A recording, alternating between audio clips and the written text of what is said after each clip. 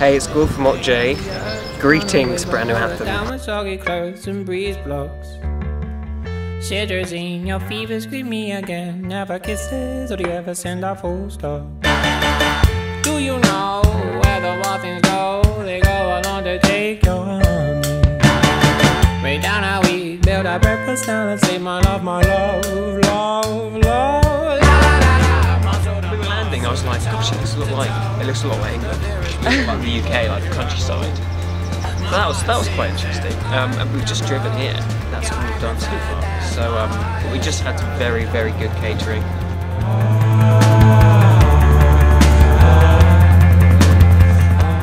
I think it's best not to have any expectations, really. Because they're not usually based on anything that solid or real, especially if you've never been to a country. So my general kind of mindset, if I'm playing somewhere I haven't played before, is that if 10, 100 people turn up, it's cool. Good. It's good. Start a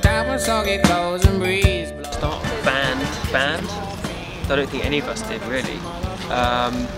We were much more interested in we were at university together, we were basically very good friends, and we knew that we played instruments, and it's one of those things where we decided that we should have something to do in our spare time. And we'd always kind of wanted to make music, but none of us, I suppose, were that experienced. And so we started working with each other, and I think that, honestly, if I had a major musical influence, it would be the rest of the band. It wouldn't be necessarily an outside influence, because I don't feel I would be doing this if I wasn't in this band. I would have never pursued any sort of career in music, so I wouldn't have necessarily been that interested in it or that inspired. The only person who's got musical training is Gus, and he's got quite a lot of it. He's done all his grades and things like that. I don't know anything about music, really. Tom's a self-taught drummer. My little brother taught me guitar. Joe's dad taught him guitar. But it's kind of embarrassing, you know, because I don't know what notes I'm playing and stuff like that. She's been a news anchor in the UK, and she's got a nice name. We like her name, and Joe had some sort of fascination with her as a child. And do you ever have the Australian soap called Neighbours? It was like a TV soap thing, and he basically used to sing Doughty Dallywell's name over the end of the music. And we've never really taken band names very seriously. They've always been, we never really thought they were that important, really. I'm not sure, I don't think they are. So we quite like the idea. Doughty Dallywell was our first name, but we got into trouble. We couldn't use it because we couldn't spell it. You know, we couldn't even write our name for someone who seemed to be into one of our shows, so we had to change that. So we changed it to films, and we changed it to Ott J. I let you roll, I let you roll, I love you so, I love you so. We have. We took one in February. The film's not out yet. It's called Leave to Remain, and we're also working on other films. I love you so, I love you so, I love you so, please don't go. Films weren't really my passion. I'm not into films massively. Joe's very into films, like any film. If you put just a DVD in front of him, it kind of doesn't matter how rubbish a film it is, he'll just be like, he just loves it. I think he just loves that. We do all like films, but I wouldn't say I'm a film buff, in the same way I wouldn't say I'm a music buff. Like, if you tested me, I wouldn't know that much. But writing music for films is kind of a very therapeutic, and actually it's easier than writing an album.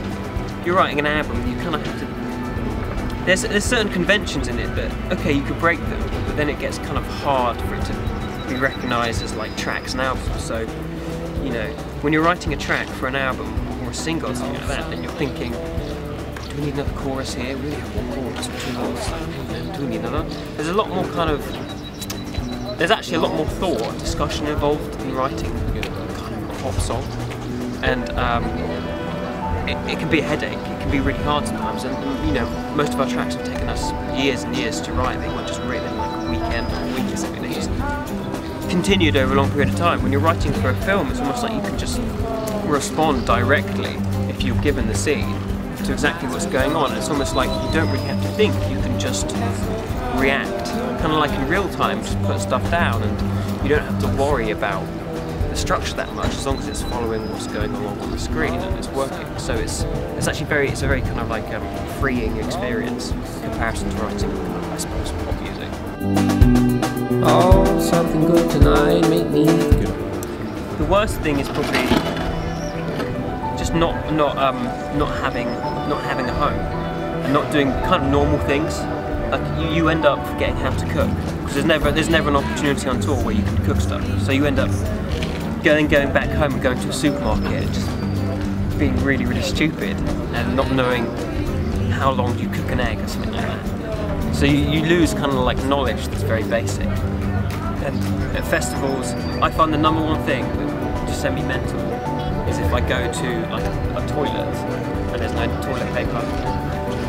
Because that's the worst thing, because like you'll have come in on a flight from like another part of the world, you're really tired, you don't have the privacy of your own toilet, you're in a portaloo, and you might have done it already, and then you're like, where's the paper?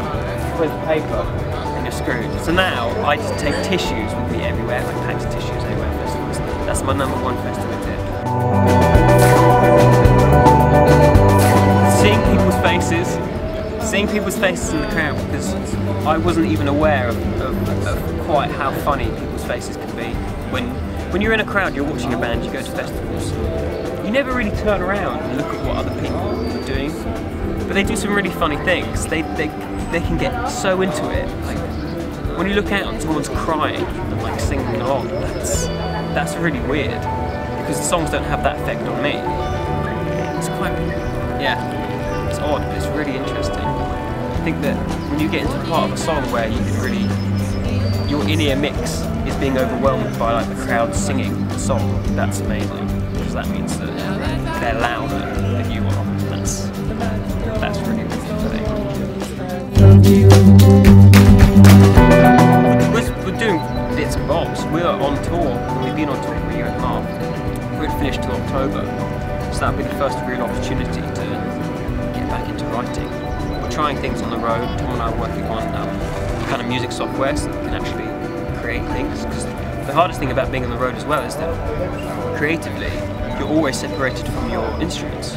Your instruments are always in the bottom of the plane, or right now being sort of set up by our crew.